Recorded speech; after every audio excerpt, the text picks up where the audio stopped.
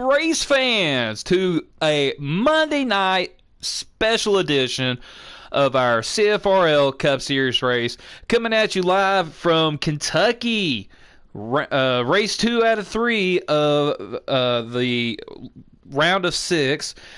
God forbid I can't remember words right now on what this round is called. Last round was Gordon round, so this is an Earnhardt round, I'm pretty sure. Anyway, doesn't matter. Round of 6. 2 out of these 6 are going to get eliminated, not tonight, but tomorrow night when we go to Michigan.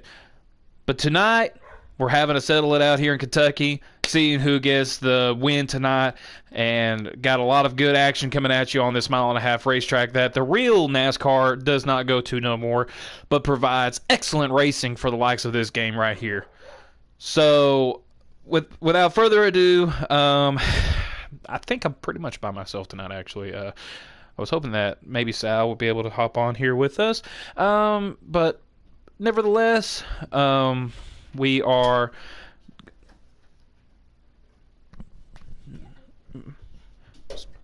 My apologies, folks. Just getting some messages right here. Nevertheless, we are ready to bring you all of the action. And my family's in the background making all the noises possible. My apologies, folks. This is what happens when you are being televised by a crazy family in my background. Oh, gosh. Sorry. We're just waiting on the word to be able to join.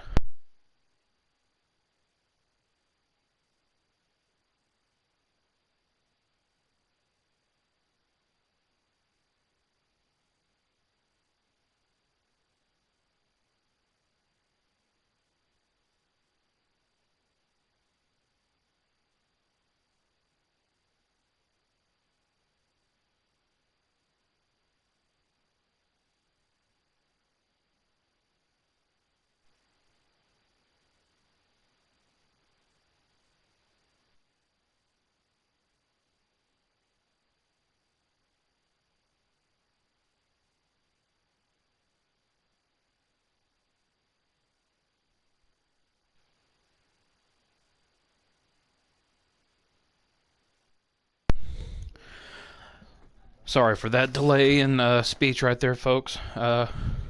Was waiting to get the green light to get back on here to start broadcasting the race.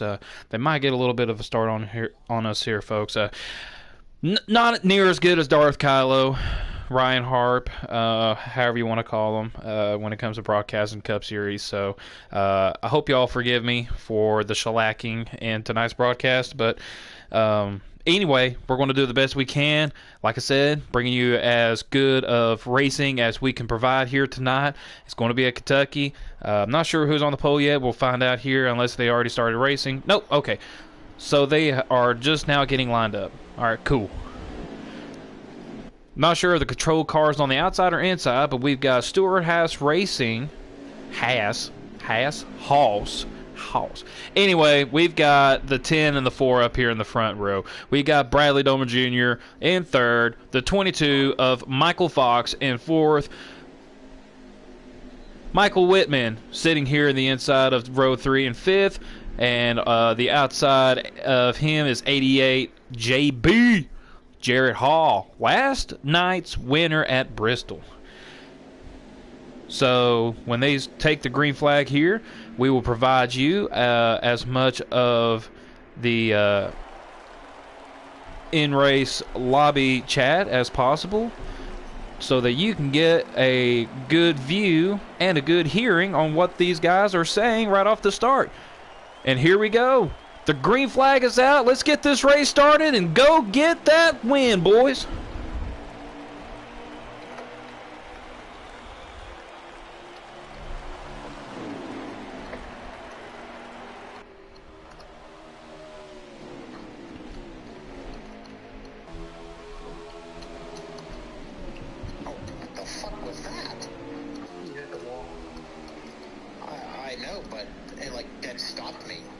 That's what it does to you, for some reason. On the backstretch? Yeah, I like Yeah, but... Lenny, no! Get the fuck down! Oh, I can't stand you, you fucking buffoon. Learn after the 15th time I've told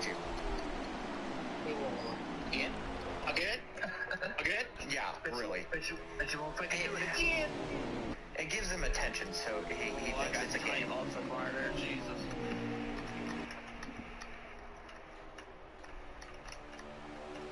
You flirted with disaster there, Don.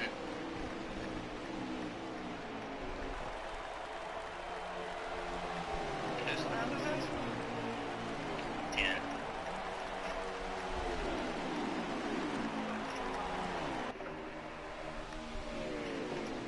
I about died there. You can tell. I caught you so much of that corner.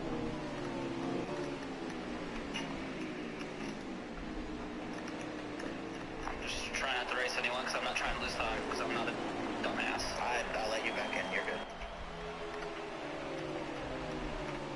I'm probably eliminated anyways.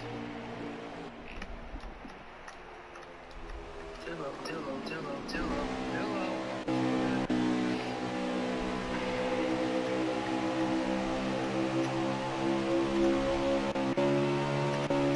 Shit, soy. I think you made it in the middle.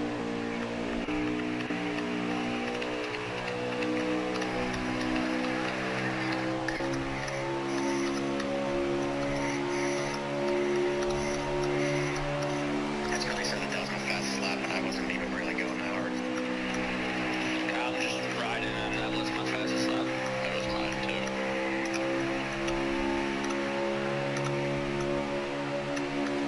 I was like a lap before you assaulted.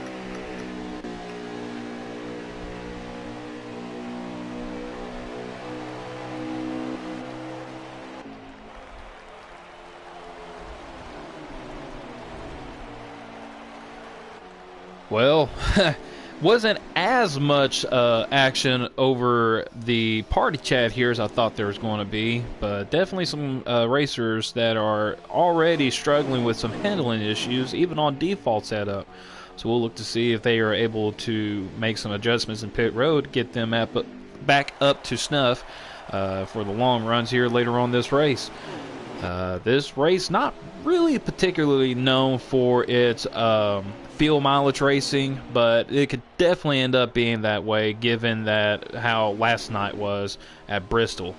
While we see everybody pretty much single file, not really wanting to push the envelope right off the bat, want to give a couple of quick shout outs. One big shout out to Mr. Darth Kylo, aka Ryan Harp. Holding out real strong, doing a really good job all of this season, especially all of last season, for doing these broadcasts for the Cup Series here, but especially doing these broadcasts on a very short notice on how the schedules changed after the notification that we're going to be offline with this game after July 31st. August 1st is the quitting time for the for all of the online racing that goes on here on this game. So a lot of you are already aware of that, but those that have been sleeping in caves, that is where we're at right now. As Mikeman looks like he's making a battle here for second, trying to take that spot away from Tegan as he swashes up a little bit, makes a little bit of contact to Tegan. Tegan washes up, gets in the wall, loses so much momentum just because of that right there. He's going to remember that later on this race, folks. Do not think that he won't. Very early in this race, and Tegan and Mikeman's already made some contact here.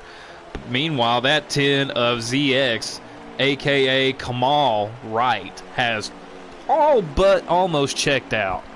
I mean, he's not terribly far ahead, but compared to how everybody else is running, he has a pretty sizable gap from him to second place Michael Whitman.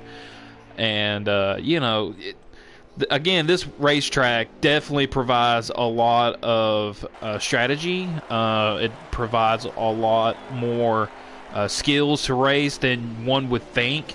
It's not just a simple cookie cutter. You've got grooved turns 1 and 2 that, you know, if you can run the bottom lane, get a lot of speed right there, but you can see a lot of cars that kind of run about a lane or two up from that yellow line. And why that is because that is where it progressively banks right there. Turns 3 and 4, not so much. it doesn't have that progressive banking like 1 and 2 does.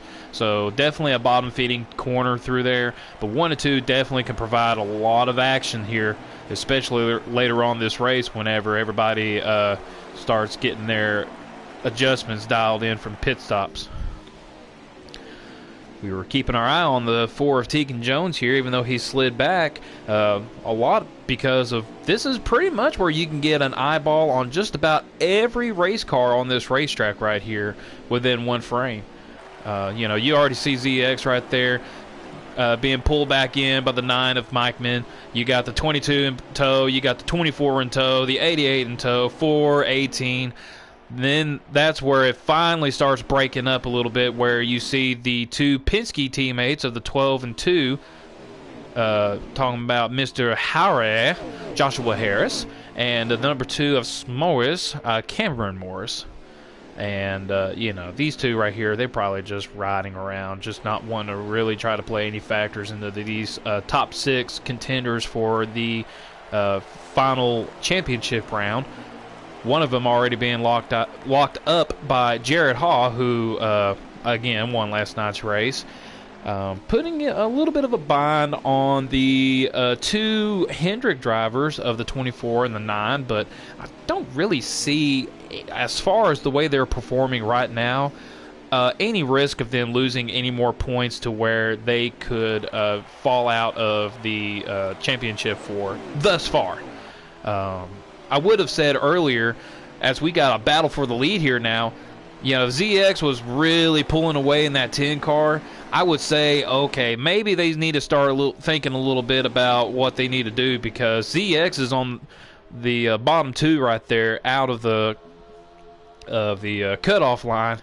And really and truly, ZX is at the point where he probably needs to get a win, because the cat right behind him is also one of the other 2 that's in that cutoff section, being the 22 of Michael Fox. So it'll be interesting to see how Mike Min is able to uphold his position in front of these 2 cats right here.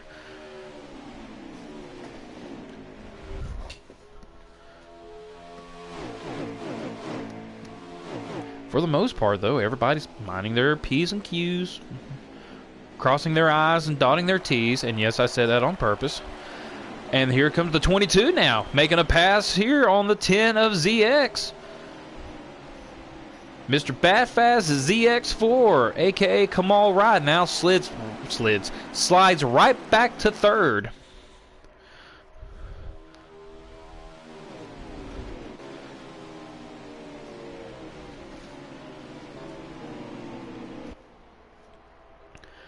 So there are some issues with cars not responding properly to these drivers' liking. Some of them are saying how they are letting off the gas going into turn 3 and their car just cuts dead left. That just tells you how much these cars are on ice on this racetrack here, folks, and how it takes a lot more skill than one would believe looking at this track to race it. Oh, the 18 and the 88 looks like they're trying to battle it. Oh, I'm sorry. They're trying to battle it out here. 18 lets the 88 go. Wise decision by the 18 car, because he does not want the chrome horns put up to his back bumper there. Granted, the 88 is locked into the final 4, but I know that he at least wants one more win to make sure that there is a better chance for his teammates to be able to make in the final 4 on points if nobody else is able to win. You know, it's just one of those deals. How safe is too safe? And all of a sudden, we've got the 22 sucking up on the back bumper of Mikeman right here. Okay. The 22 with a steering wheel and pedal setup, battling the 9 of Mikeman, who is on a controller setup. We'll see who will prevail. The 2 cats with a steering wheel and pedal setup for tonight, that being the 22 that's already been stated, is one of them. But the other one is this cat right here. And he has held himself behind these top 6 guys, just like, again, pardon me. Just again trying to, you know, mind his own business, keep from, you know, really being a part of something negative if something was to have happened. And honestly, if you want my opinion, I believe Spencer here, Mr. Hailstorm, you know, he's driving with a pretty good head on his shoulders right now. We'll see how well that'll hold up later on. Meanwhile, the two cars of the 9 and the 22 have checked out in front of third place ZX, who just got down on the apron, got a little bit loose, loses a lot of momentum. Now is going to be charged up by the 24 of Bradley Domer Jr., who is in towed, followed by the 4 of Tegan Jones, being ZX's teammate. And now ZX is going way wide. He's going to let everybody go by. He does not have a good handling race car right now. And I'm telling you, that was a close one coming off of turn 2. You don't realize, folks, how loose you are coming off of turn 2. You really don't understand just how good handling or good skills it takes to keep him from wrecking off of Harris right there, folks. Kudos to Badfast right there. We got Mr. Matt Connors back here, the burger flipper. He is flipping burgers here, way back of the pack. Working out maybe some type of fuel strategy. I'm not sure. Oh, I'm sorry, folks. Something happened right up here that cost Tegan Jones a lot of momentum. Wow. And just like that, Tegan Jones falls all the way back to, I believe that's 7th. Okay, he was almost back to 8th. Then I believe Harry let him back up there to get back up to 7th place here. Meanwhile, we got 2x2 back here with S'mores and the 88 and the 24 and the 18. Everybody trying to wig-wag around each other to keep from hitting one another and causing a caution here. S'mores is going to stay on the high lane here. Let's see how much he battles Tegan Jones. Ooh, the 24 and the 80 or the 18 gets together a little bit. S'mores did held up on the high lane there on Tegan for a little bit. Now we're 3 wide. The 18, the 12, the 2, 3 wide going into turn 1. The 12 will prevail. The 18 washes up. The 2 is going to try to follow in tow. Okay, good deal. That was a near thing. As you saw, the 2 leaders just barely out of frame right there now. Still 1 and 2 on Mike Min being the leader and the 22 of Michael Fox. So it's the Michael and Michael show right off the bat here. Start of this race. As we see Bradley and Tegan and who's that? Oh, Bradley. Okay, so we got JB, Bradley, and Tegan now. They are going to try to find their way back up there where the top 2 are, if possible, before the stage. And ZX, let's see where he's at because he dropped way back. Oh, my goodness. Yeah, he's fallen way off the pace here. I want to say maybe because of how ill handling his car is, he's going to try to strategize on stretching his fuel out. Obviously, we'll see what happens here as we see the 00 of Matt Connors come into pit. Meanwhile, we're back up here in the mid-pack, watching these 4 or 5 cats right here dogging it out.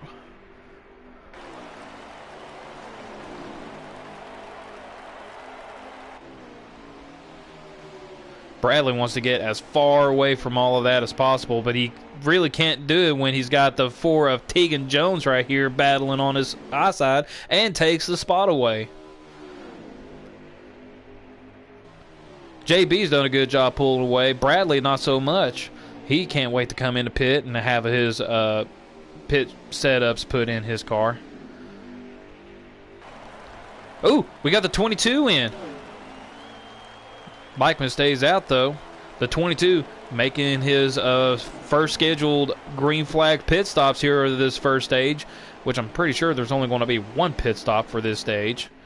But that just tells you right there just how crucial this track is when it comes to track position. That 22 is going to try to get that little jump on the 9.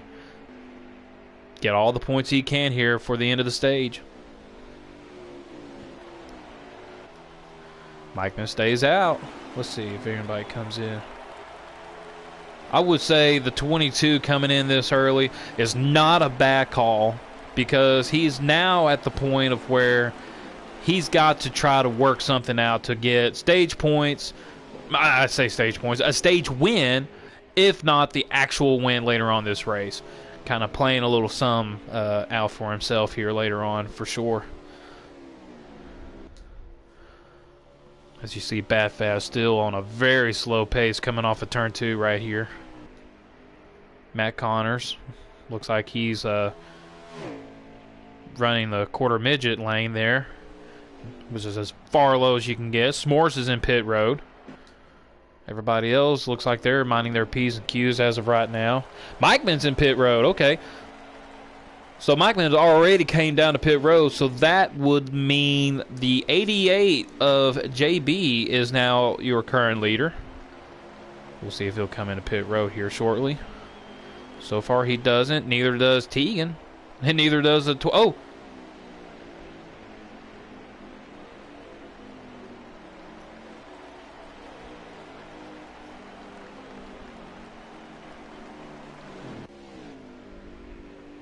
Okay. Is JB out of fuel? JB has run out of fuel. I don't know if he was trying to get down to pit road and missed it, or he tried to stretch it too far.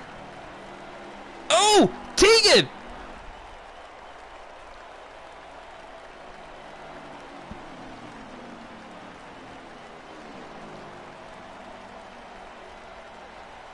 So that will be the stage.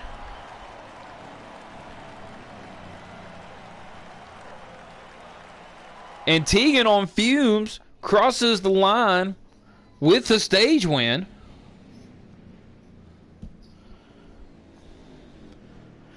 Let me check something real quick here, folks, while this is going on. This is insanity.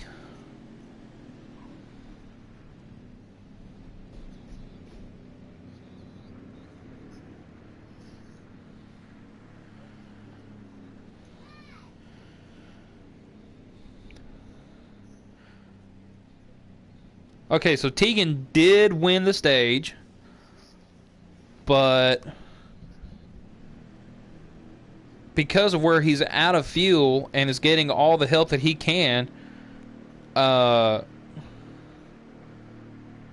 believe... Okay, so Bradley does have the provisional lead. So there's Bradley, Mike Miller in tow.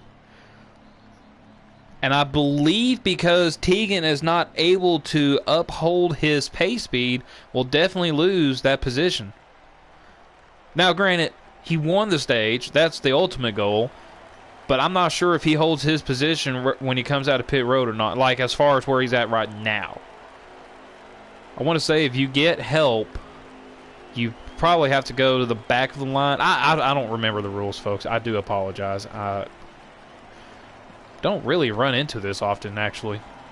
As you see, the 24 already coming out of the pit exit. The 9 as well.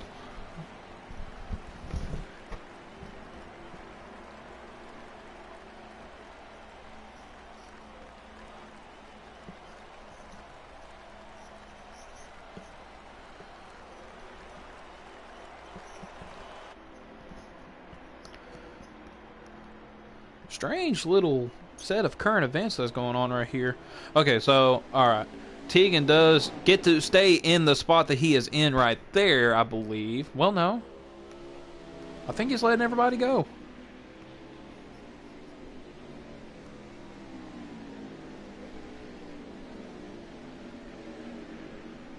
Looks like the 2 was the first car lap down, so he will get the lucky dog.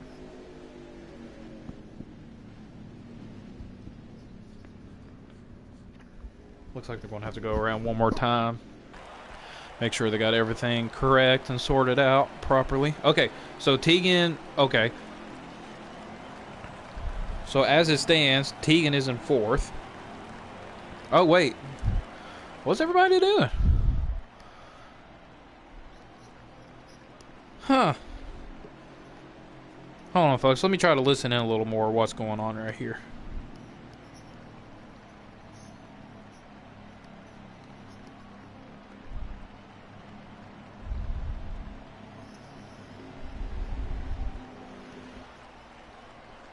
Okay, so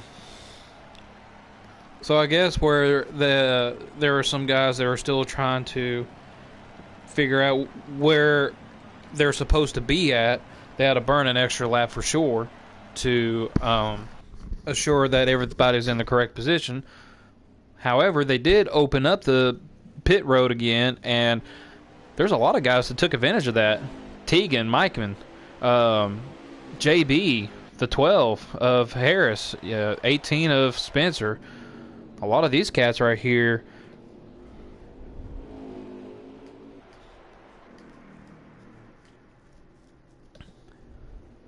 These two cats right here have ran into each other a little bit in last night's race. Definitely some displeasure from the 24. Felt like he got raced the wrong way there in the first stage and gave the 22 a little bit of payback in the second stage. So, but it looks like everybody is starting to rack up accordingly.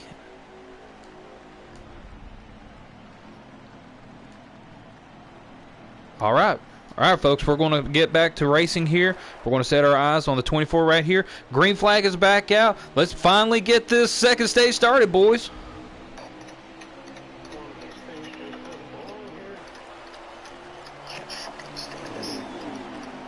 That's a bright ass yellow car. Is that Matt? Yeah, that's Matt. You like my bright orange car? What about? Oh, I see you back. Wow, yeah. The hell was that horse shit? Ah, what the fuck? Tell you what the fuck about. He hit the wall. I think on the back stretch. And I had no turn.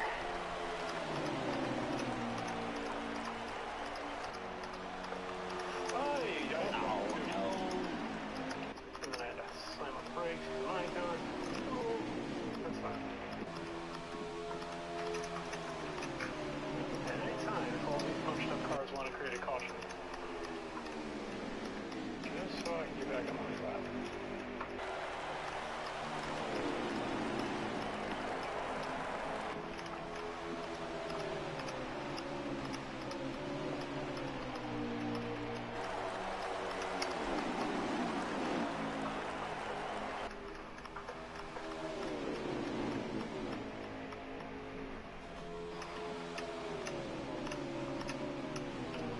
No.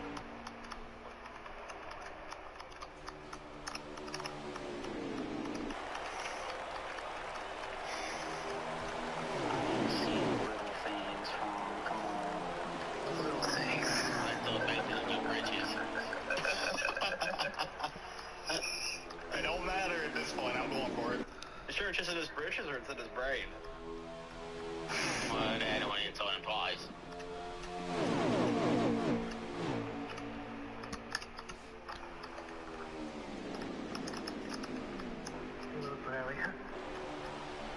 I don't need your 2020 vision tonight, so shut the fuck up. Wow. I've had that quote from Prius lived on for about 6 years. It's my fastest qualifying lap.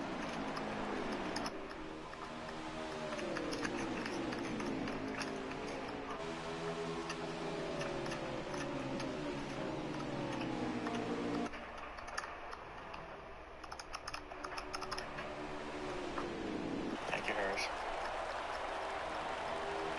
Oh, shit. Really? Good.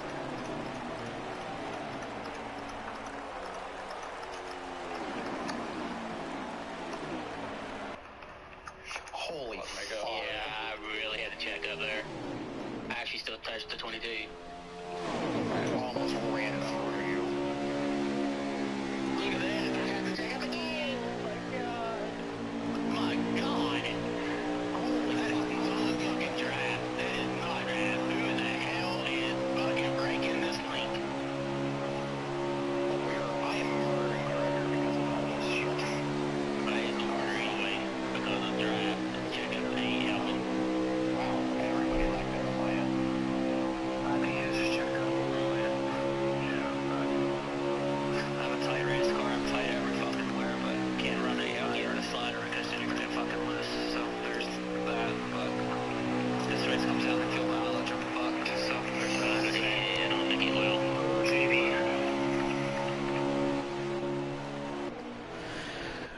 Whew. All right. Got a little crazy there when the 18 slid up the wall. I for sure thought that he was going to come on down to the 2 of S'mores there and make some heavy contact to bring out a caution, but fortunately for S'mores, he was able to jerk the car to the left just enough to avoid that calamity. So we're keeping our eyes on the 4 of Tegan Jones here, sitting in 5th place. You heard a little bit of his complaint about what he didn't think was a checkup. It was some kind of effery, in his words, that was going on. Anyway, it's pretty clear that 24, now that he's got the lead, he's got that fresh air, he's going to do what he can to stay ahead of his teammate, which is Michael Whitman in the 9. But if that is causing them to get held up and will ultimately let the 3 Fords right here have a chance to be able to pass them, Michael Whitman definitely will not hesitate to do something to get in front of his teammate, even though they both, in their own feelings, feel like they need to get a win now, just be able to feel safe going in the Final 4.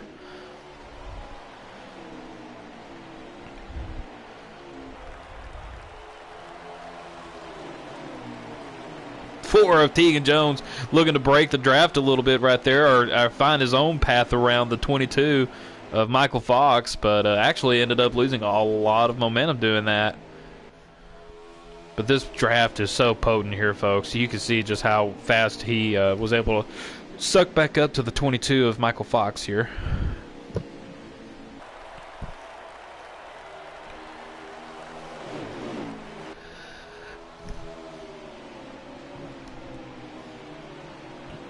We'll put our eyes up here on Michael Whitman now, sitting in the 2nd. Sitting in front of the 3rd place car, the 10 of ZX, Kamal Wright. Trying to stay ahead of 4th place car, the 22 of Michael Fox. Mind Killer, though, putting a move on the low lane right there. Not helping their case out with the draft at all. ZX won't be denied, though.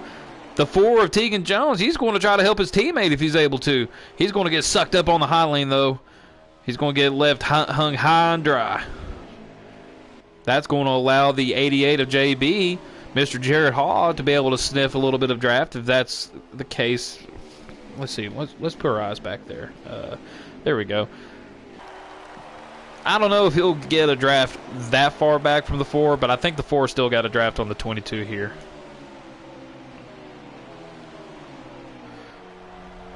These cats right here, they look like they're just racing single file, folks. I promise you one thing. These cats right here, they are doing everything they can to keep that car underneath them. Again, this racetrack is just, it takes a lot more skill to race this track than what meets the eye. The 24 is battling a tight issue coming off of turns 3 and 4. Looks like he almost hit the wall, but that camera angle didn't do it any justice to see if that's what happened or not. Looks like he does a really good job holding his car in turns 1 and 2. But that corner right there, Michael Whitman, you could just tell he's got a better car. He's just hanging tight. He's just bump drafting, just trying to keep everything in check.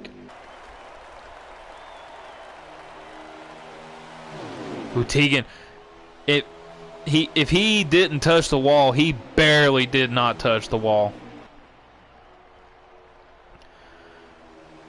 And these 3 cats back here behind them, JB in the 88, Joshua Harris in the 12, and Cameron Morris in the 2. This little 3-car tandem that they got going on, they're not really, being gapped that bad from Tegan Jones and the guys in front of him. Sorry, that's what I was about to say. That's why I was hesitating to say something, because I thought Tegan Jones, I thought Michael Fox went too wide and hit the wall or something. That allowed Tegan Jones to have the momentum to be able to try to pass him for 4th, and he does. When I'm trying to talk real fast, folks, I end up like Porky Pig. That's all, folks. Anyway,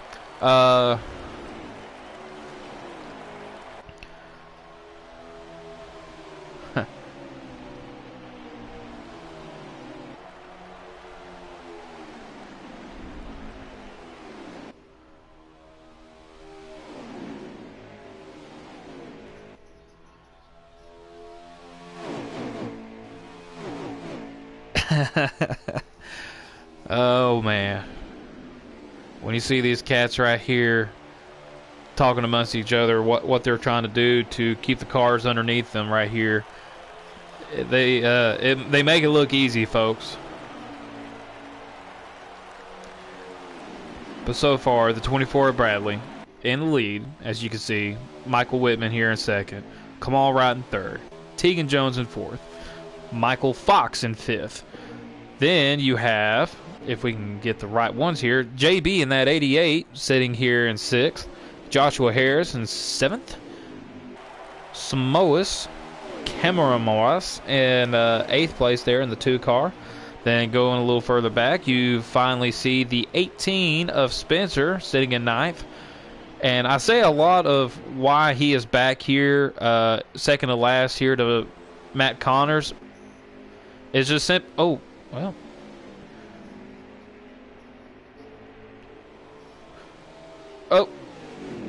Oh. Okay, Spencer. He's gone. Okay. Well.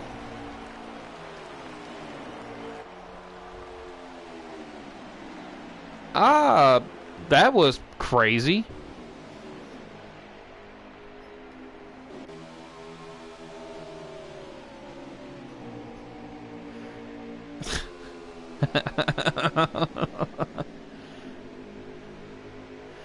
Yeah, that's just crazy, folks.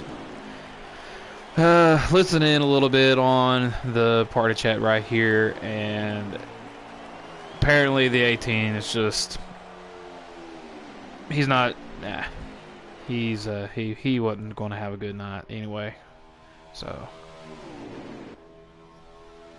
anyway, well, here's these top 5 cats right here. They're all in for a championship spot. You know, the one that's locked in, sitting in 6th, you know, way behind is Mr. 88 JB, Jared Hall. Just having himself a grand old time.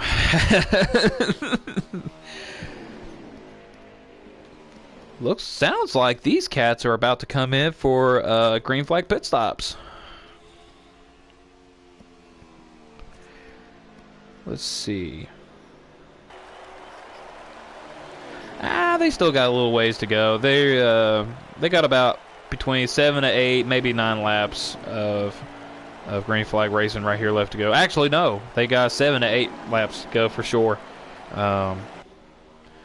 Looking at Michael Whitman's stream right here and seeing how everything is looking.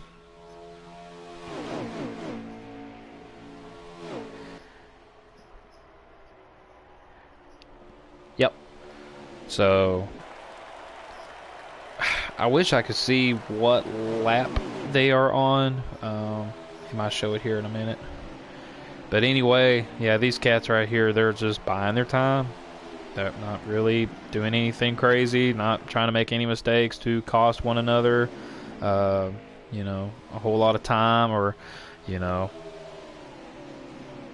give anybody that's behind them the advantage to capitalize on making a move that could cost you ultimately. Oh, sorry. I saw the 24 really get tight coming off of 3-4, and he complained earlier that there was still the issue of having a really tight car coming off of turn 3 and 4.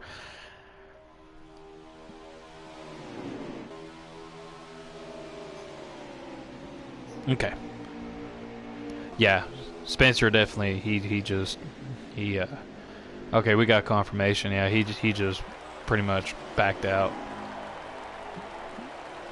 from not having a right slider in. Okay. Well, folks, That shows you right there. You need to have the right slider to be able to compete and race like this right here. And he wasn't content being second to last there, so he decided to go ahead and put it on the car hauler and call it a day. So anyway, you know, you see the three cats back here. Earlier, they seemed like they were kind of keeping tabs with these top five right here pretty well. Now you can see those three well behind this group of cars right here. JB, he doesn't really have anything to lose, you know, riding back there. He's already locked in, so that's pretty much why he's back there. If, you know, unless there's another reason, but I haven't heard yet. So it won't be too much longer, folks. These cats are going to come into pit, and we're going to really see what gets shaken up here, because you never know. Somebody just might end up speeding on pit road. So, guys to look after, you know, Bradley, he's done, he sped on pit road before. And, I mean, Michael Fox, Tegan's done it a couple of times before, as good as he is at these type of races, JB especially. And I just learned we're coming up to Tegan's favorite lap right here. 69 laps to go is what we've got on the little Doomaflitchy right here on Michael Whitman's stream. Ha! Yep. This race has gone by pretty quick because this is a 134 lap event. Looks like Michael Whitman, either he was trying to peek on the high lane or he was doing something funny with Bradley Domer Jr.'s corner panel. Oh, that's what it is. Bradley and ZX, they're coming into pit road. First of this group to come in. Now you see S'mores coming in. Okay. Let's put our eyes out on the front right here while we await for them to come to pit road. We'll see how Bradley Domer Jr. and them comes out. Let's see what that one lap, at least one lap difference is going to do. But I think that maybe they could put another 2 or 3 laps on them cats right there. Talking about 9 of Michael Whitman, 4 of Tegan Jones, and 22 of Fox. But they are not willing to risk it. All 3 of them are going to come down to pit road, as now Harris will come and follow them as well.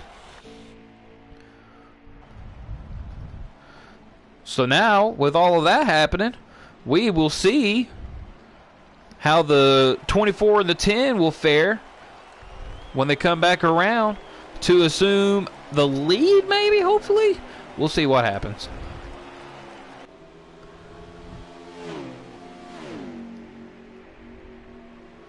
Getting as low to that apron as they can, or as low to the apron, as low to the wall as they can on the apron to be able to shortcut the track, to be able to gain the time on them that they need to get it, stay ahead of the likes of Michael Whitman, Michael Fox, and Tegan Jones.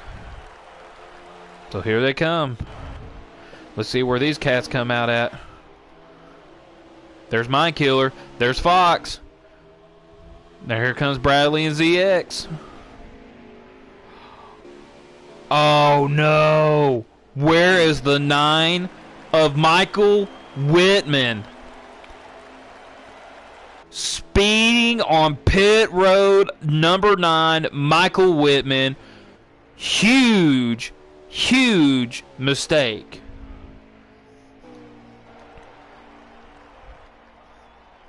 If a caution does not come out, a costly mistake for the 9 machine, because he definitely has the potential to win this race tonight. He's done it 3 times before here in Kentucky. He just stated that last night. We were talking about who is going to be the ones busted for speeding on pit road, and I did not think to mention Michael Whitman, because he normally does a really good job at that. Tegan does a really good job too. I mentioned him earlier, but I know that he has sped a couple of times in the past before. But that just shows you just how things can change on a dime right there. Tough, tough, tough, tough break for the 9 of Michael Whitman and that team right there. Because now, ultimately, without him, that leaves a 24 hanging high and dry. He's got a tight car on turns 3 and 4, and really and truly, that is not the corner that you want to be tight at. Simply because of just how these three cats right here could easily capitalize coming off the tri-oval and use that line to their advantage. We'll see how the 24 fares. See if he can hold these three Ford machines back behind him. Two of them in a near must-win situation. One of them is pretty much locked in on points regardless if he wins or not, being the 4 of Tegan Jones. And Bradley, who mentioned earlier, or last night I should say, that that him and the 9 of Michael Whitman, they're not terribly worried yet, but they do wish that they could at least put a win under their belt to assure that they are safe going into the Final Four round.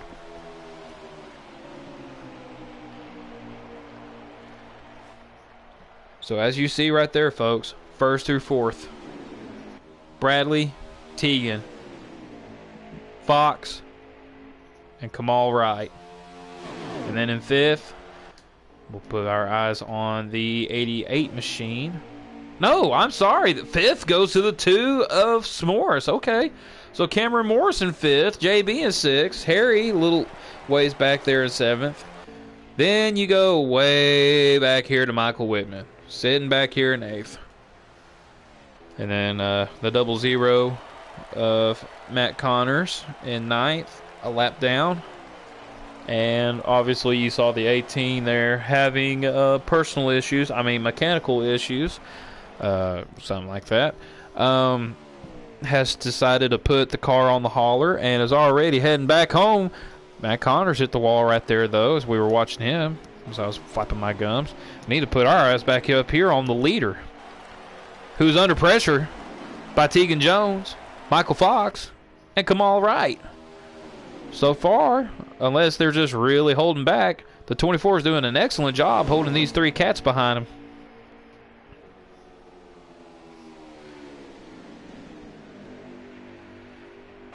And now here we are approaching 59 laps to go. 59 laps to go to settle it here, folks. Round 2 out of 3 of the Earnhardt round. Or is it the Earnhardt round? I said Earnhardt round. I don't remember what it is.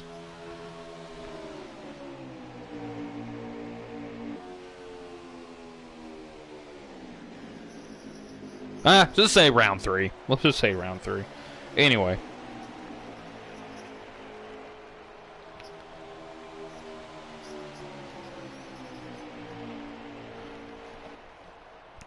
Well, we'll just have to see what ends up happening to Michael Whitman here, permitting that a caution does not come out.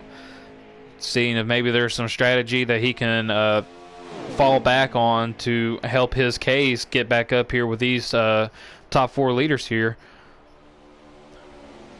Tegan Jones taking a little bit of a wider arc in 3 and 4 than normal.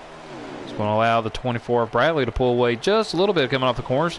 But now, because of the draft and that momentum, you see the 4 of Tegan Jones really catching back up to the 24 right there. I want to say that he's practicing something for later on. I want to say if he gets in this position again later on, he's thinking, okay, this is how I can be able to make the moves and make the pass without causing much fuss or incident. Because now everybody is running pretty much dead even now all over this racetrack. That is so hard to get a run on anybody in front of you and try to attempt to make the pass without some incident happening. But you can see just how well all of these 3 cars that are behind the 24 holds the bottom of 3 and 4 a lot better than the 24 can. We'll see if this happens again right here in turn 3 and 4 coming up. 1 and 2, not an issue. Everybody's just about dead even on that deal. But when it comes to 3 and 4 right here, that 24 really wants to wash up. No, he actually holds the bottom pretty well this time. It's actually the 4 that washes up a little bit. So an unusual corner that time, allowing Bradley with a little bit of the advantage. But again, cannot really capitalize much on it thanks to this draft right here that everybody's got.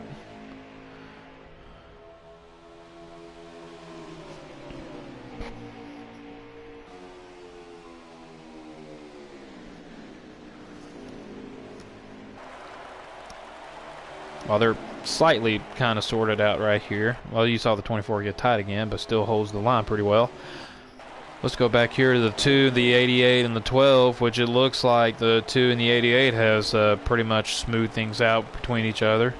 12 just minding his own business. 00 minding his own business with a 9, and his, you know, with cars that was handed to him is now minding his own business.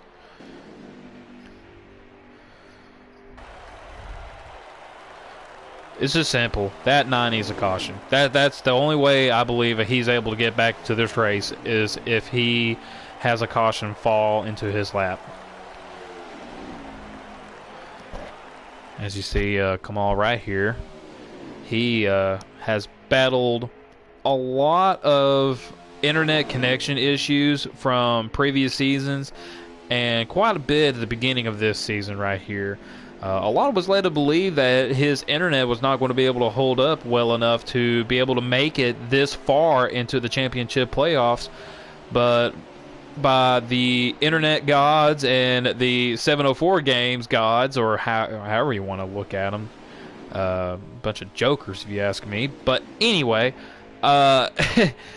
his internet definitely has held out very well and good enough to be able to keep himself in competition to have a chance to be able to advance into the championship 4. And, you know, granted, we still got a lot of racing to do, but I mean, as long as he keeps his internet up these last several races right here, I say that he's in pretty good shape as we just now crossed 51 laps to go. Next time by will be 50 laps to go. Come all right. Taking a little bit of a higher lane there than normal. Looks like the 4 is now going to try to put a boom on the 24 as he does. Battle for the lead. 24 hugging the 4 down onto the bottom. Forcing the 24 down onto the apron. Getting him loose. Breaking a little bit of that momentum there. Now he's got to slam the door in front of ZX. Bradley's in a tough situation here. He's got 3 Fords all over him, with 2 of them being teammates. Sandwiched in between those 2 teammates, as a matter of fact. So Tegan Jones, for the first time tonight, takes the lead. And I mean outright takes the lead. Taking advantage of the 24, losing that momentum, I believe coming off of turn 4 right there. Not turn 4, turn 2. And now these 2 Fords behind the 24, they're not going to hesitate any more than they have to try to get around this 24 if they can. They know that they'll have the help of their 4 teammates, Tegan Jones in the 4 here. Kamal's kind of doing a little bit of peeking, kind of showing Bradley that he's ready to pounce. Bradley doing all of he can now to try to keep them behind him as best he can. But he can't do it too much because that 4 will get away. As now ZX now gets in underneath the 24 here. Got a really good run coming off of turn 4. Bradley's tight condition in turn 3 and 4 definitely has been the Achilles heel in his momentum, and that has costed him as of right. Ooh! He held the 10 down on that apron so low that the 10 got loose, almost wrecked it coming off the apron. They save it going into turns 3 and 4 right here. Toe and toe, the Fords of the 10 and the 22 trying to now catch up to the 4 of Tegan Jones. The 24 beating and banging all he can. He is not racing clean with these 2 cats right here, folks. He does not want them to have any more momentum as the 22 just cut his nose off right there after that. These 2 cats right here has already gotten into it, as I mentioned earlier, and I'm telling you right now, that 24 and 22 little feud will still... Oh, the 24, he dive bombs it, and he shoves the 22 up the racetrack.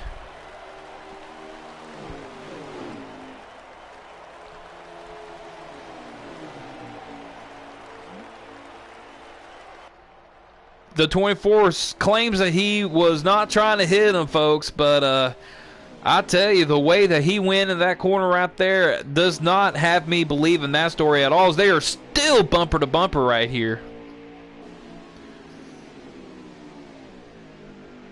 Well, the 22 kind of definitely gave him a break right there going into turn 3 and 4 now. But, man, I'm telling you, he did not go without a fight. And he's still within the fight here, folks. He can still definitely do something to be able to catch the lead again coming out of these green flag pit stops, permitting a caution doesn't come out beforehand. But that was a dogfight right there.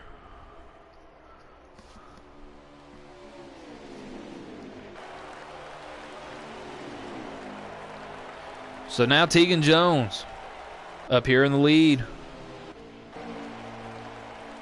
His teammate Kamal Rye here in second.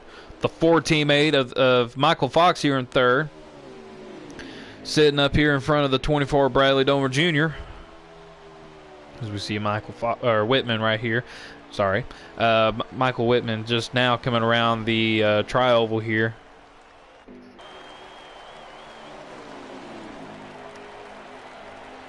And here's the thing, folks, as I just heard, and I don't know why I never thought to mention it, this is Tegan Jones' home track.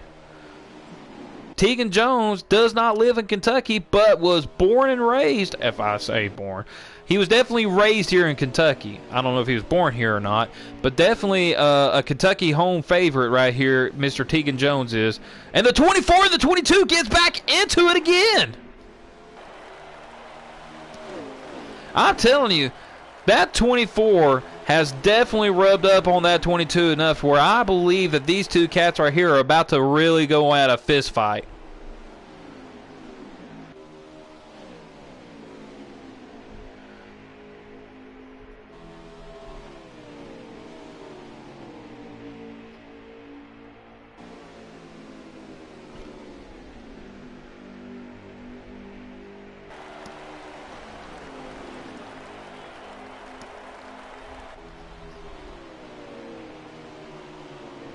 Alright, sorry. Let me get my breath back here, folks. I for sure thought that there was going to be a wreck between them two cats, and there still could be.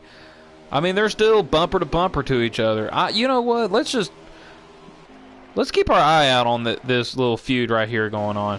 Let's go on board with the 24 Bradley. Ooh, the 22 hit the apron there. Got him really loose. Allowed the 24 to get right back up on his bumper there.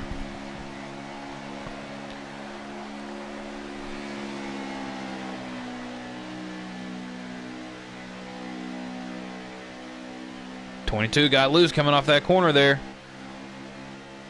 Ooh, he gets back up. He tried to shut the door on the 24 there.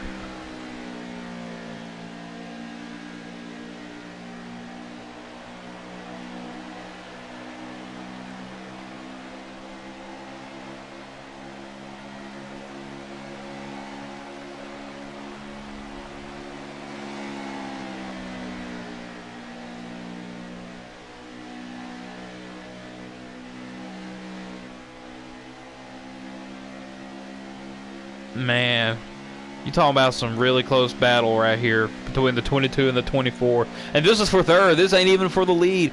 I mean, you see the two cats here. Oh, the 10 is now coming down to pit road. Scheduled green flag pit stops starting yet again.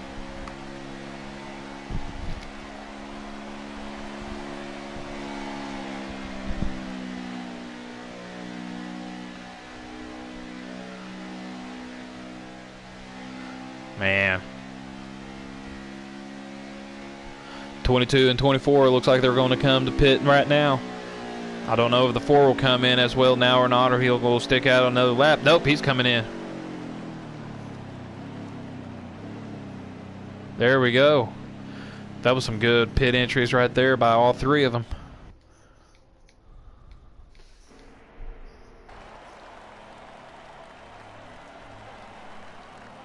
Michael Whitman now coming into pit.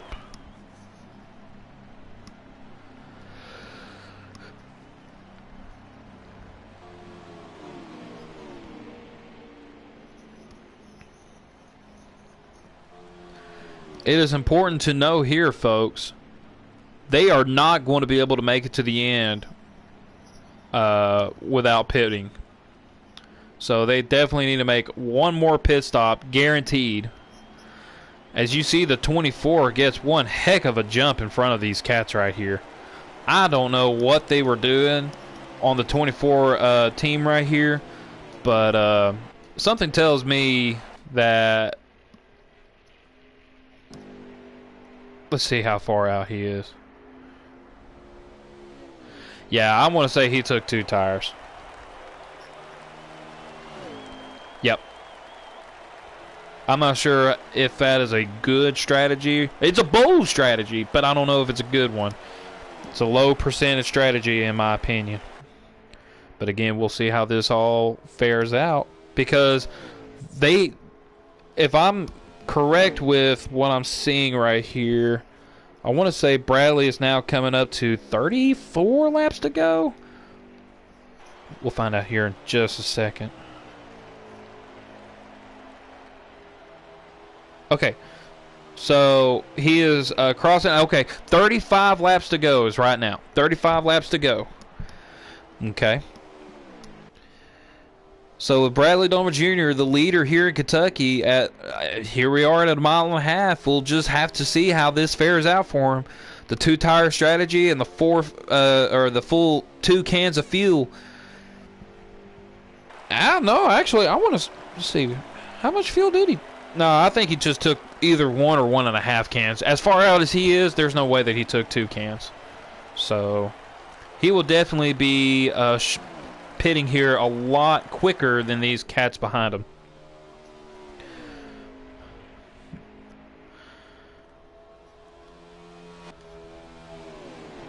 We'll ride on board with Mr. Mindkiller 911, aka Michael Fox.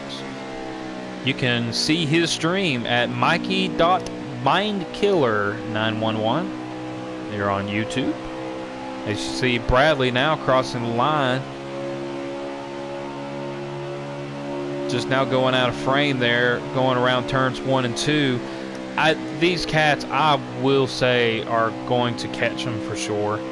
I don't think I have a problem with Bradley's strategy, given that he's got 3 Fords that is battling against him, so the odds are stacked against him.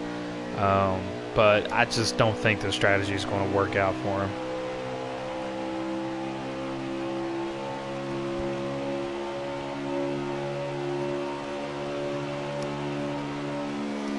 As you can hear the motor revving up through the tri over there. Listen in to where he lets off the throttle. Oh, he hits the wall hard. Riding on board with Michael Fox right here, hits the wall with a tremendous amount of force. You saw how much damage he gained from that. That will definitely, if it doesn't, I mean the draft will help him, but if he has any damage on that right side of his car, it will tremendously affect how much speed he has coming out of the corners of turns 2 and 4. This track is very well dependent on side grip. Is that how you say it? Side grip? Side bite? Anyway, the grip you need to come off of turns 2 and 4 to hold that momentum and speed is crucial at a track like this.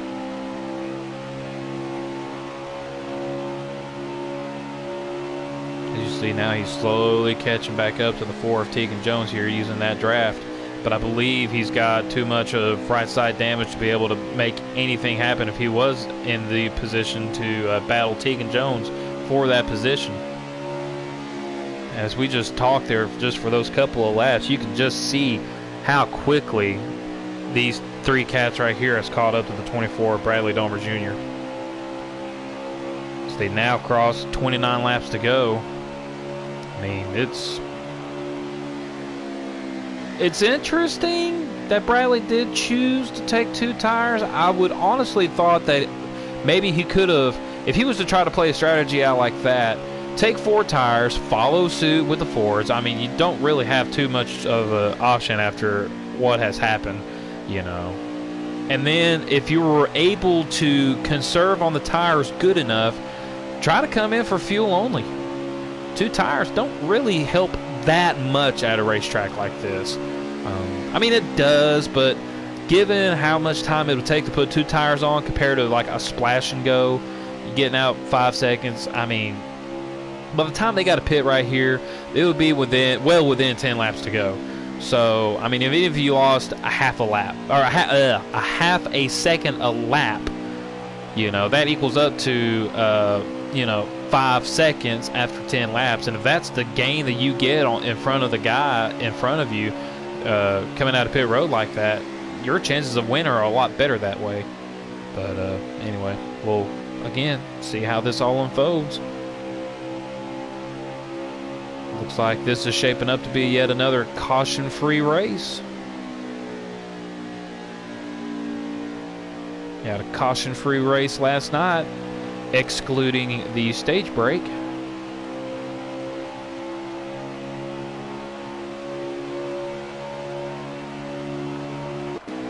All right. We look at last night's winner, JB. He's just rim riding around back here, sitting comfortably in 6th. Is pretty well content to hanging out here behind the number 2 of Cameron Morse. Our second place, Tegan Jones. As you see how much they have caught up to the 24 now, it's only a matter of time before they'll pass him again. Michael Whitman here with his tough break, sitting in 7th place right now. Harry actually just went to pit road, I believe. Make sure that is what happened. Well, oh no, he did. He's sitting out. He's done too. So that's one more position for Michael Whitman in that sense. But as of right now, Mr. Bradley Domer Jr., he is now coming down to pit road, making his final stop. He was about to get passed by the 3-4 trios of Tegan Jones, Michael Fox, and Kamal Wright. Really kind of shocked that the 22 is able to hold on to Tegan a lot better than I thought, so he might have not suffered as much damage as I thought he did. Especially because the number 10 of Kamal Wright right behind them, I figured they'd be like head-to-head, toe-to-toe. Oh, pardon me. The way they're... Oh, 22's coming in pit road now. Try to get the gain, or the jump, on the 4 and the 10 of Tegan Jones and Kamal Wright. See how this all plays out. And for all we know, folks, Bradley Domer Jr. could have taken 4 tires, believing that given the spot in this race right here, he could take those 4 tires and use that as an advantage in this last run to just go all out. I think, and I want to say, that's probably what he is doing right here. As you see the 4 and the 10 now coming back around, putting the 22 a lap down. You can see there is no sign of the 24 of Bradley Domer Jr. 22 definitely, in my opinion, let's see, where's the 24 at? Okay, so here he is now coming out of turn 2. There's 22 of Mind Killer going into turns 3 and 4. So yeah, Mind Killer definitely took 2. Bradley taking 4. But there is still plenty of laps to go, folks. Sorry if I can get the... Stop hitting buttons too many times. I can put it on the right person. Being that is Bradley Domer Jr. I mean, you know what? This might work out in his favor. Now, here's the thing. These cars on this racetrack starts to even out. Like, after so many laps, it doesn't matter if you took 4 freshies compared to somebody taking 2 or even no tires. After so many laps, they do eventually just kind of plateau, and they pretty much fall on a flat, even level. So the way the 24 has to push his car to be able to gain to the 22, he's got to maximize those tires as quickly as he can before they start evening out with the likes of the 22 here. As you see, he's now coming out of turn 4. The 22's just about now starting to go into turns 1 right here. So about a 3/4 straightaway gap is what the distance is between the 22 and the 24 right now. And yet we still have these 2 cats right here, the 4 and the 10, that still haven't pitted yet. You can pretty much bet your bottom dollar they're just going to take 2 tires at the least. And if that was to be the case, I want to say Michael Fox actually could be the beneficiary out of all of this. But here's another thing to keep in mind. If there was some crazy caution to come on out, that would mean that the 4, the 10, let's see, the 4, the 10, the 2, the 88, and the 9 are the only ones on the lead lap. Mind Killer, he would be the first car lap down.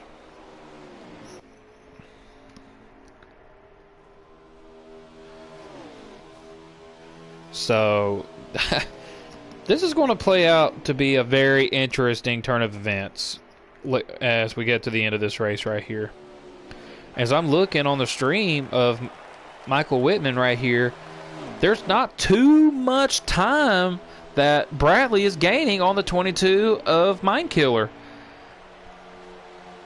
So, we'll see how this goes. Maybe, I don't know.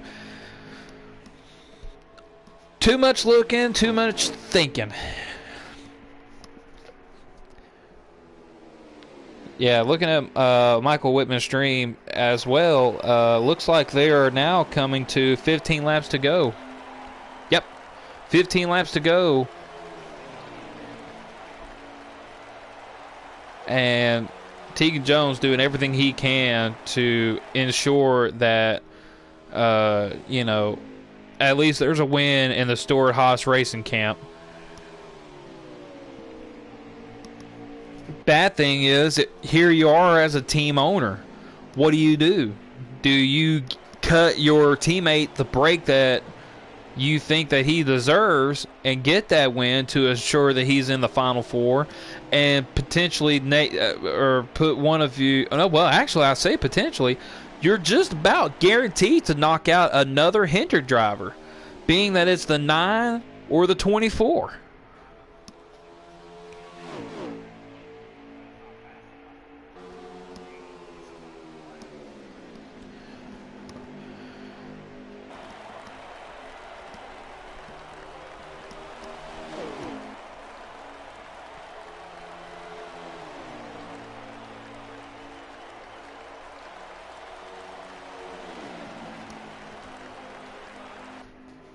And these two cats right here, man, they have been really good all race long, keeping their cars smooth and straight. Especially Tegan Jones. I mean, week in and week out, you just about, if you don't put your money on Tegan Jones to win, you're almost called an idiot because of how good he is, no matter where we go. Let's see here. Let's put our eyes here on S'mores, who's sitting in 3rd, and JB, who's sitting in 4th. Now, these two cats right here, you know, they're in between Bradley Domer Jr. and Michael Fox. But ultimately, that's not for position because these two cats still have to pit.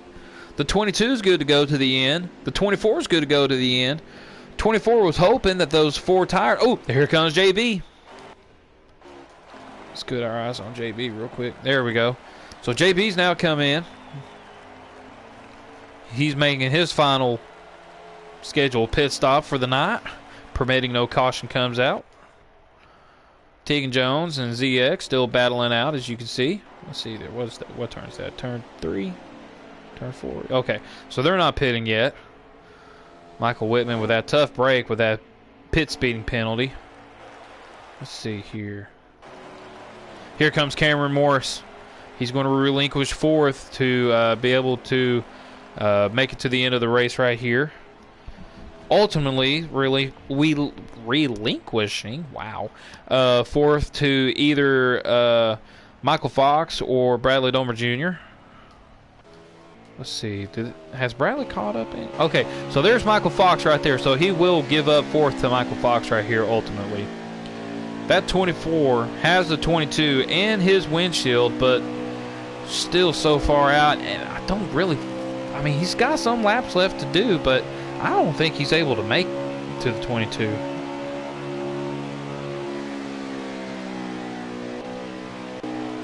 Oh, there's the 22. Yeah, I mean... He's doing a really good job making sure that he maintains that distance between him and that 24.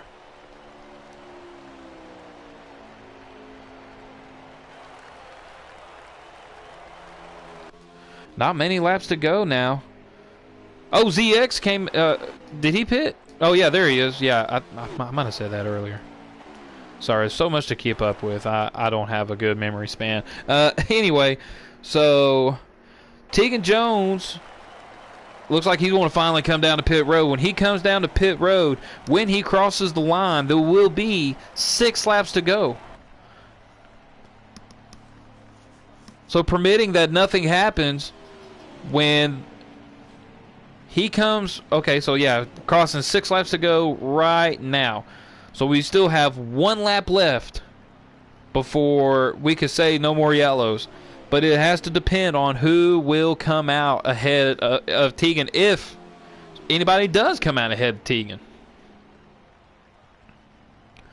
And what do?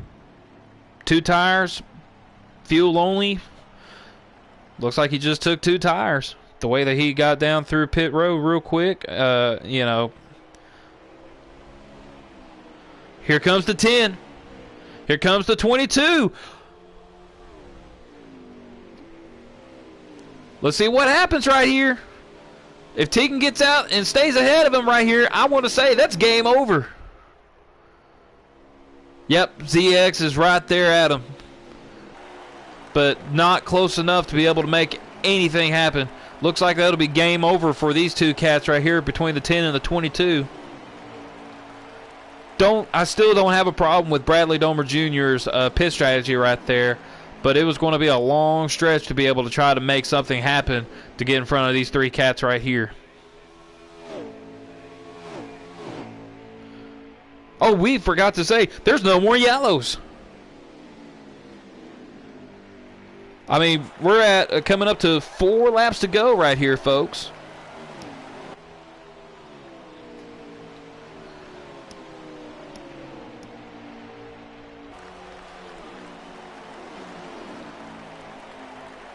Man, what an incredible deal for Tegan Jones to be able to come out here, keep the lead after all of that,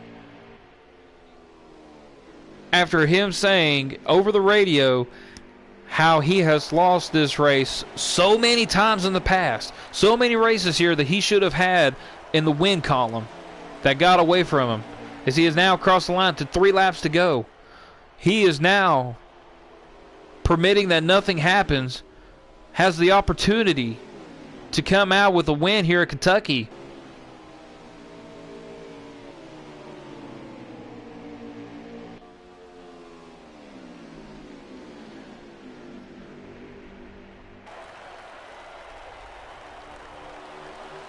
That lap car of Matt Connors, he's been a threat before with the likes of Michael Whitman there. Nothing happened, but it became very close. Hopefully nothing happens right here. He just lets them go. Okay, wise move by Matt Connors. As they are now down to 2 laps to go.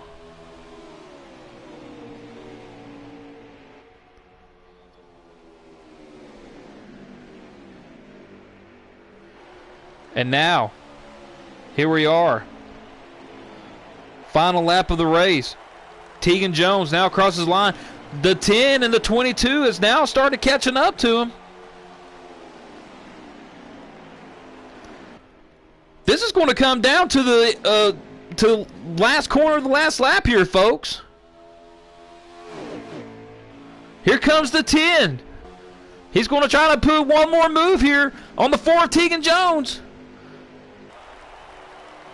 Tegan Jones just holds him off long enough. Oh, Tegan hits the wall. He hits the wall, but still comes across the line first.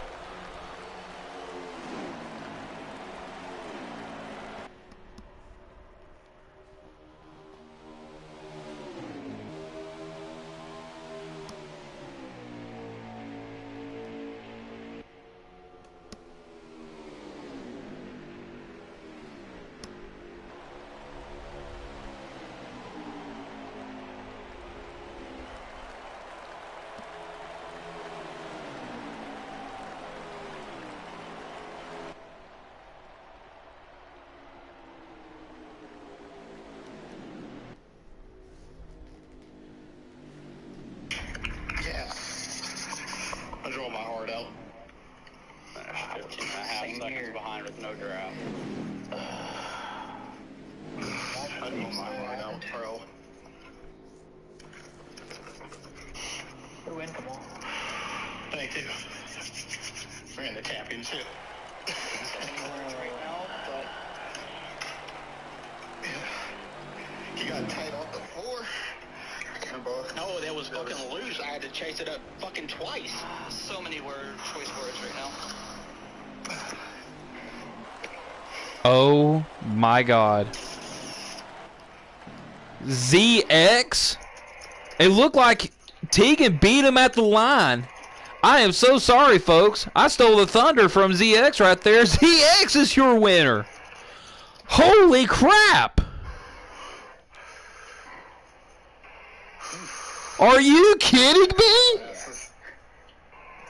My hand hurts so bad. My knee hurts. Bad Fast ZX4 Really? locks himself into the Final Four championship round.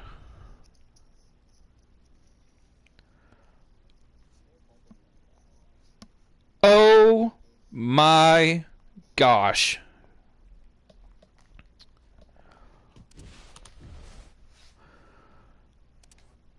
I swore up and down that was or Tegan's win right there, the way that they crossed the line.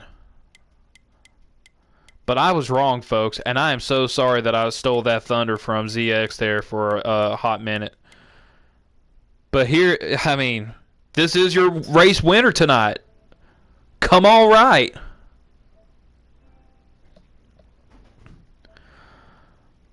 So,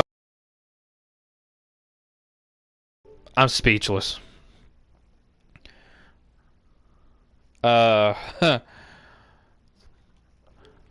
me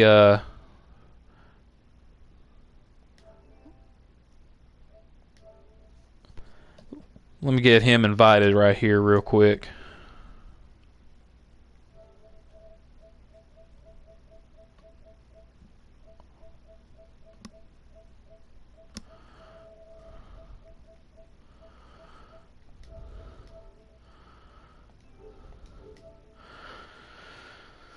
Wow.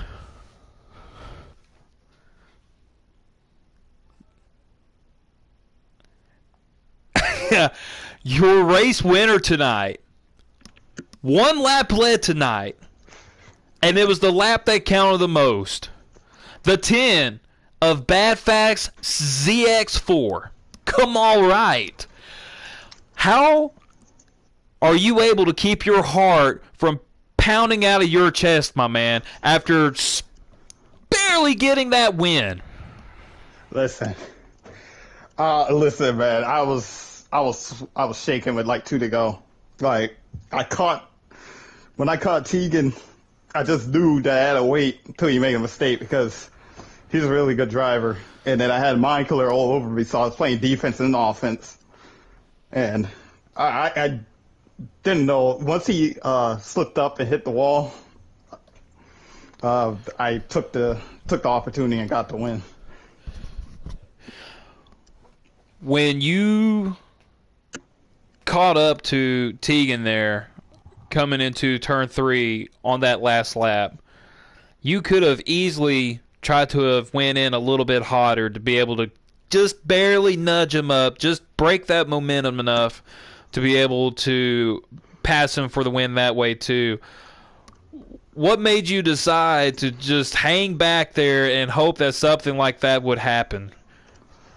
Well, I mean, if I'm going to move someone, I'm going to wait till the last lap so they don't get another run and try to hit me. Because if I hit someone, and if there's still a lot of laps left, they're going to come back and get me back. So, the bumper run is usually the last resort. Like I don't like winning races that way. And I just race clean, race hard, and race fair. Well, man, racing fair got you the win tonight. You just, I can't believe it. One lap was led by you tonight out of 134 laps, and it was the lap that you made count the most, man. Well, I did start on pole. I did lead the first 15, 16 laps. It was Oh, that's right. I'm an idiot. Duh. Man, see, But, this is why Harp needed to be broadcasting tonight, man. My memory span when you see action like that, it's hard to remember how the first 130 laps was, man. You good, man. You good, man. You good, man. Oh, man. ZX, one last thing. And I hope that you realize when I tell you, you, my man, are in the final four for the hunt for the championship. How does that feel, my man? It feels great. It's been like a few years since I've been in the final four. So, I get another chance at a championship. Well, man, congratulations on your win tonight here at Kentucky. Go celebrate with your family and friends, dude. All right. I'll see you guys next race tomorrow. Tomorrow in Michigan. Yeah, tomorrow night in Michigan. All right. See you there. Yes, sir. And that was your winner, Mr. Kamal Wright, a.k.a. ZX, a.k.a. Where the did he come from? What an incredible fight back to be able to nab the win tonight against who we are about to bring in next, his teammate, the team owner, Mr. Tegan Jones. It's going to take me a minute to find his name right here, folks. Pardon me. Let's see here. QRST. There we go. Let's see.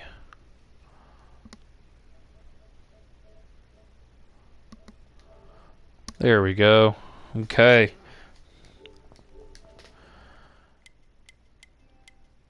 We have now invited this runner-up finisher, Mr. Tegan Jones.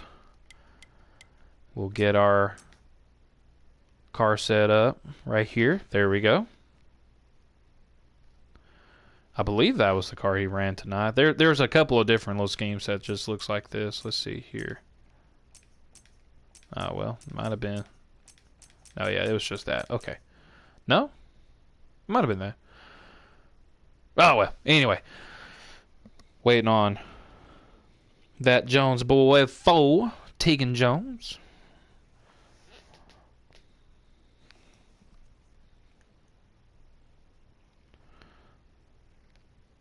Do do do do do do do do do do do do do do do do do.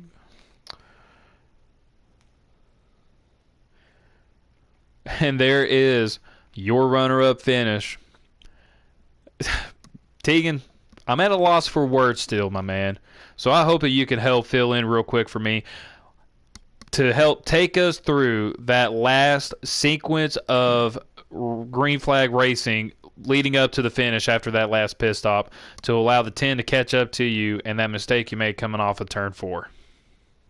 I tightened the car up, and I didn't tighten it up enough where I tightened it up too much to where it just slotty off the corners. And I don't know if him and Michael were just kind of, riding in line, drafting up to me. I, kept them at bay for a little bit. Then those last 3 laps, they really started fucking taking chunks out. So, like I said, it's weird because you slide off these corners here like you're loose or like you're tight, and then it's not like a stick drift, but your car literally wants to turn to the right on the straightaway, on the front straightaway, on the back straightaway. So, and I did it twice on the fucking front straightaway.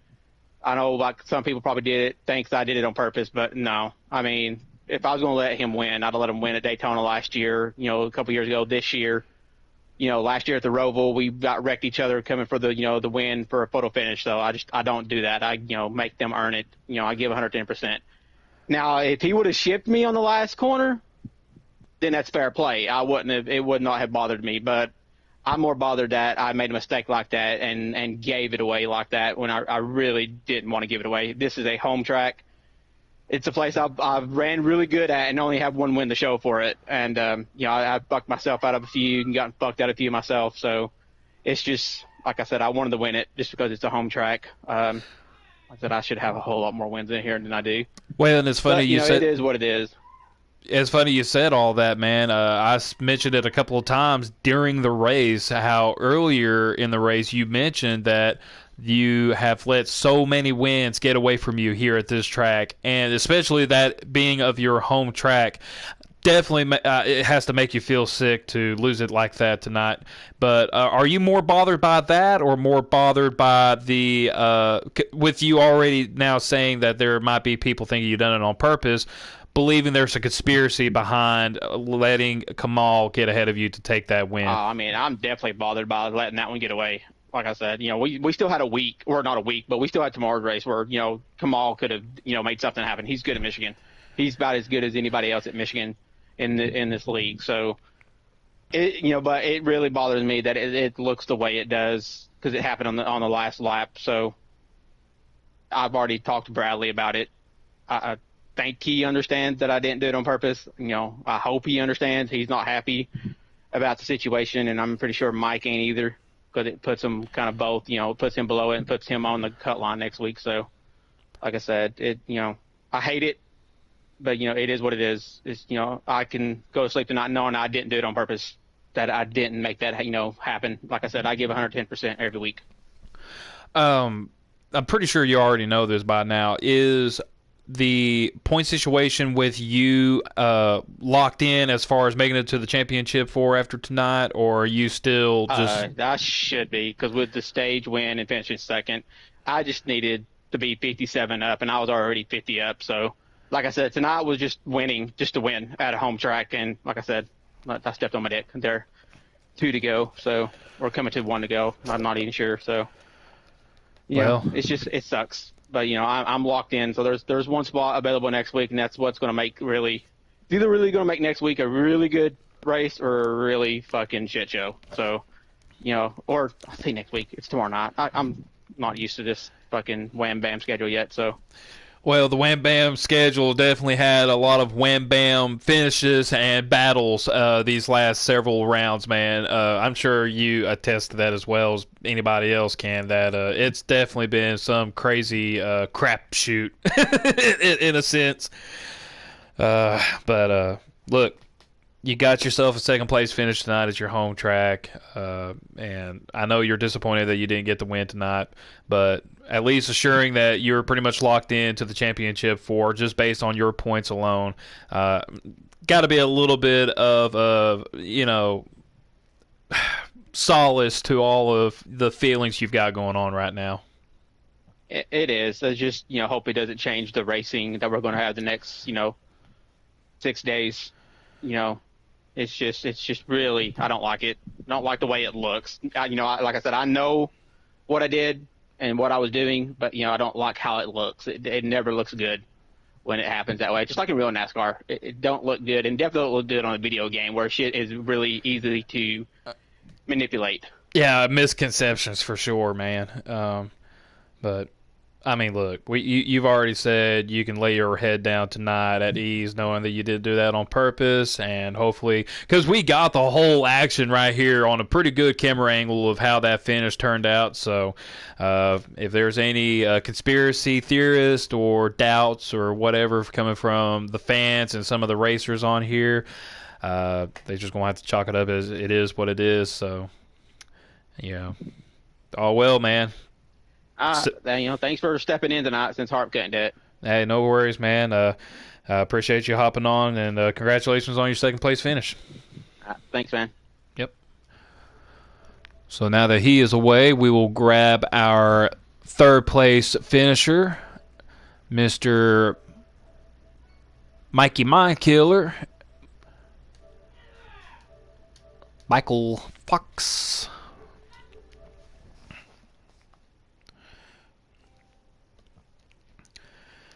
And we will get our car on him. There we go. Oh, Mikey Mindkiller. And here he is, your third place finisher, Mr. Mindkiller. Take us through, man. What kind of a rocky, bumpy race you had to be able to still salvage a third place finish tonight? I just giving it my all, just running hard. Yeah. What? There's a little bit. Adding in there on the stove in a pot. Okay. You'll just need to add some more to it, however much you want. Yeah, I got it. Tell her there's an interview. Stop talking. Nah. What they Just say- talking. Just talking. What they say. Just talking that. Nothing. Just like interview or what you're doing an interview. Just go. Just tell her to go. The nerve. Now, Fox, don't tell me that you told your mom to go away. I'm offended. No, I didn't. No. I'm offended. Well, we hear somebody saying that they're offended live on this interview. They're just. She's just joking. She's just laughing. Oh, okay. Believe it. Very believable. Jeez. But what was that question again? I don't know. You tell me, man. We're in the middle of an interview here. I'm just sitting back drinking my cup of coffee right here, man, waiting on you. I mean, it was a hard battle. I was giving it my all. I mean, it was a tough battle at the end. Strategies. I was kind of. It was surprising that Mike got a speeding penalty, and I was just like, well, I was kind of like in my head, best of luck, Kamal, and then later on, Bradley, he went and attempted Mike's strategy, and apparently it didn't work, but in the end, it just came down to me, Tegan, and Kamal. It was a good, hard-fought battle between the three of us. I love it, and I hate it. Well, how did ZX end up in front of you there after that last piss sequence? Because you came down before they did. I figured you would have had a little bit of a jump on ZX, but ultimately that did not work to your advantage. I have no idea. I don't know, I don't know if I went down to pit. I don't know if I went to pit road too early or too late. I don't know what I did. I thought I timed it perfect. But I mean, whatever it was, us three was just there at the end, battling, just door to door, bumper to bumper. Well, we definitely caught all that action right there in that last little bit of racing going to the checkered flag, man. I know you I'm said pretty that sure. you love it and you hate it, but I mean, I love it that Kamal won and he locked himself to the playoffs. I kind of hate it that I was not able to get the win. Right now, it just kind of has I'm in a definite win position, and Mike and Bradley they're in it for points. Who can do it on points, but also a win would also seal it. But when it comes to Michigan, I really don't know what I can do. It's either I pull off a miracle to win or something happens where I probably would get screwed over. I don't know. well, let me tell you, you're definitely in a must-win situation at this point. Given that now, with Kamal's win, the guys that are in the cutoff line with you is now the Hendrick teammates of Michael Whitman and Bradley Domer Jr. So, kind of have that a little bit of perspective in your thought going into tomorrow night. Yeah, that's gonna be a fight right there. Who's gonna be better of us three? Tegan, there's no worry for him. He's for sure locked in on points. It's gonna come down to me, Mike, or Bradley. All I can say is just may the better man win out of three of us. There you have it, folks. Your podium finisher, Mr. Michael Fox, says, may the best man win. And tonight, you settled for third place, and I'd like to congratulate you on your third place finish. Yeah, sadly I have to settle for third, but, it is what it is. Could be worse, right? you could be like could me, be out of worse. the championship, yeah. But man, thank you for hopping on and getting this interview in. I hope you have a good night. We will see you tomorrow night. Yeah, I'll see you tomorrow. Let you get Bradley and, I don't know, I'll get Bradley S'mores. and S'mores, I guess, yeah. Yeah, we'll bring s'mores in. Later. All right, dude. Later. So here we are, about to invite Mr. Bradley Domer Jr. We will get his perspective on how he feels the race went for him as we get his car pulled up and ready. He is now in here with us as a 4th place finish tonight. Definitely not a finish that you wanted to see, both for yourself and for the Hendrick organization.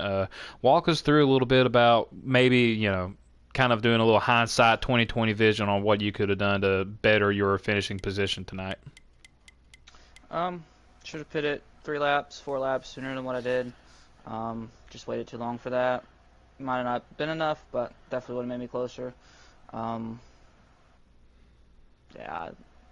I got some choice words, but trying to hold it together. Well, when Michael Whitman sustained that little pit speeding penalty, that definitely put you at a huge disadvantage against those 3 Fords, especially 2 of them being teammates. And I'm sure that's one of the reasons why you're holding words back. But I digress from that specific topic. Given the circumstances going into Michigan tomorrow night, obviously, it's a must-win situation now between you and Michael Whitman as far as making sure that one or the other is secured in the Final Four championship. Do you feel like you have the car and strategy that is definitely capable of outwitting Whitman and Michael Fox tomorrow night? There's no strategy to a Michigan race. It's just you ride in line and hope for the best. That's how these Michigan races go. You just got to position yourself in a good spot when it comes to the final pit stop. But I guess may the best guy make it. It's just frustrating. Shouldn't be in this situation, but format's how it goes. We all play in the same sandbox. Got a guy just barely squeezes his way through the playoffs and has a good track in the round to make the championship. I mean, can't fault them. It's just the system. Yes, sir. Well, Bradley, I know that you don't really have much words to say, so I just want to say congratulations on your 4th place finish for what it's worth. Definitely can tell the disappointment in your voice, but, if there's any solace to it, we got one more race to go to settle it out, and, as you said, may the better man be able to advance to the Final Four, and we'll see if that'll be you tomorrow night. We'll see. All right, man. Well, Bradley, thanks for hopping on, man. I hope you have a good night. We'll see you tomorrow. Tomorrow.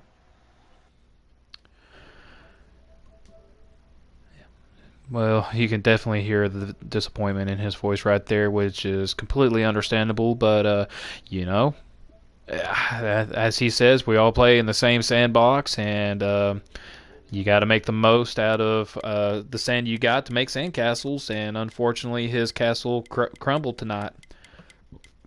Hopefully, for his case, that he can build it right back up and be able to advance in the Final Four. Speaking of the Final Four, somebody that's not in there but wanted to shake things up tonight is our man, Cameron Morris. Buddy, you kept your nose clean tonight for the most part, that's what I've seen, and you got yourself a solid top 5 finish tonight. Walk us through how you felt tonight's race went for you. Honestly, it probably went as good as it could hope for. Mike speeding also kind of helped things out a little bit, get an extra spot out of it. The end of the first stage was very interesting and sketchy because didn't know how I was going to make it on fuel, tires, and it seemed like basically the whole field didn't know how to either. because they all pitted with like 2 to go and 1 to go on the stage, and only a very select couple made it on tires and fuel, barely.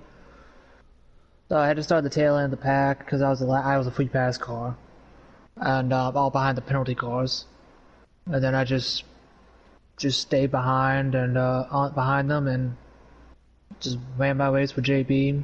Basically, we were holding hands the entire second half of that race. Then that was pretty much it. Honestly, I took 2 tires on the final stop because why not? And felt like I could make it on my left side tires, which I did with ease. And just basically just was in my own little bubble for at the end of the race. But come home 5th is always nice. And even though I was by myself, it was I was happy to get top 5. Usually I never get top 5, so it's basically a win for me. Well, man, going into Michigan tomorrow night, you ain't got nothing to lose but just nab a win if you wanted to do that. Do you feel like that you would want to try to capitalize on that opportunity to get up there and mix it up with those last 4 drivers that are trying to make? Oh, actually, you could say 3 since Tegan's locked in on points essentially. To try to maybe be able to take the win, or are you wanting to try to ride back more or less like you did tonight? It just depends on the situation, and how the playoffs are looking. I've had some good success in Michigan the past couple races. I finished 3rd there, I think it was this race last year, when they had that wreck with Ryan, Weasel, and somebody else. Maybe, I think it's Bradley. And then Tegan and Mike were just too far out, and me and Mike were duking it out for 3rd there at the end. So, we'll just see how where I'm at on track and just how it goes, because basically the stages don't matter to me. Oh, the first stage doesn't matter to me anymore since I'm eliminated. So basically just cruise like the first part of the race and try to keep my nose clean like tonight, stay out of trouble. And if I'm in position to capitalize on trying to win, and try to do it, but also do it with respect and knowing that the playoff guys are doing their own thing. But I probably maybe put JB a little bit, or Kamal, since they don't really matter, or Tegan either. But I don't think Tegan want to be on the wrong side of the deal like earlier this year, so I probably try not to do too much with him. But mainly just mainly keep my nose clean and don't do anything stupid and cost anybody anything, and just hope to be there at the end. Well, man, you still have your teammate being Michael Fox in the 22 still in the hunt. Obviously, if there's any way that you're able to help within reason to, get him to the lead, I'm sure you would do that. But how hard is it for the likes of Michigan, even though it is pretty much a drafting track like a super speedway, to be able to help your teammates get pushed up to the front? It's a little bit of a challenge because they've got numbers out there with the Chevys, with the Hendry boys. They seem to be pretty good at Michigan. JB's really good, Mike's really good, you're really good there, and Bradley is as well. And Chevy's going to be probably locked at the hip, especially now with Mike and Bradley on the cutoff line. It's going to be very interesting how those two race each other tomorrow night in Michigan. Definitely going to be interesting. And it's just going to be tough because it's really hard to pass. And if you try to it's basically you try to make a move on somebody and then you probably go to the back because everyone's going to stay in line. So it's going to be very challenging to get up through the field. It's doable, but it's going to be very challenging without some help. So that's going to be interesting. It's going to be interesting how that's going to handle. It's going to play in a role. How you get to the front is going to be a question mark as well. And how's the draft going to be? Because draft is, like you said, it's basically everything here in Michigan. It's going to be basically a pack race. So you're going to have to treat it like a Daytona and Talladega. Just time your runs out wide. Hopefully don't try to do anything stupid and try to cause any wrecks. and hopefully come out on the other side of it in the number one position and go for a championship at Homestead next week. Alrighty, S'mores. Well, man, I really appreciate you hopping in and getting an interview with us here, and congratulations on your top 5 finish, man. Hope to see you tomorrow night at Michigan. Hopefully I'll be there. It just depends on what time it starts, cause It'll be the same start time. Well, I'm gonna be pushing it then, so, cause I usually get home from karate like around 7:45, 8 o'clock, so I'm gonna be pushing it. But if I'm not home in time, it would just basically just go on without me, basically. So hope to be there though. 10-4, S'mores. Oh man, thanks again for hopping on, man. I really hope you have yourself a really good night, buddy. Yes, sir. Hope you do as well. Thank you. You're welcome, and thank you for broadcasting. Oh yeah, no problem, man. You too.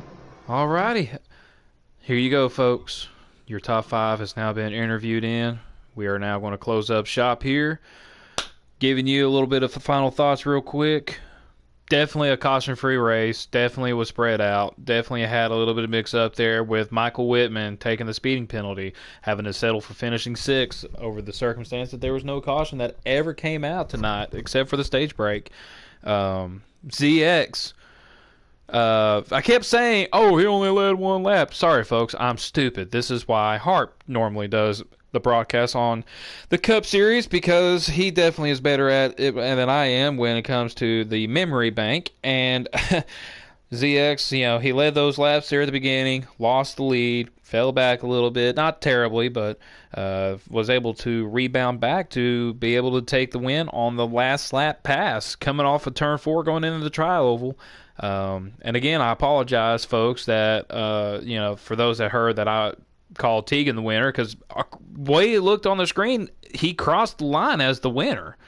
So I swore up and down Tegan still took that win away from ZX, despite hitting that wall. But it ultimately ended up being ZX making the move and just having enough momentum to barely edge out his teammate and team owner, Tegan Jones. So congratulations to ZX on his win tonight and advancing to the championship Final 4. We will hope that tomorrow night's race will provide just as much exciting entertainment as what we got in tonight, folks. Being that it's at Michigan, race starts at 8 o'clock. We will definitely still have somebody broadcasting, whether it be me or Ryan Harp. Somebody's going to be here to provide you the best action-packed racing that CFRL has bestowed upon us. Thanks you again for tuning in tonight, watching the tonight's events here at Kentucky. I am Kevron187, a.k.a. Kevin Hall, at your service. We will see you all later.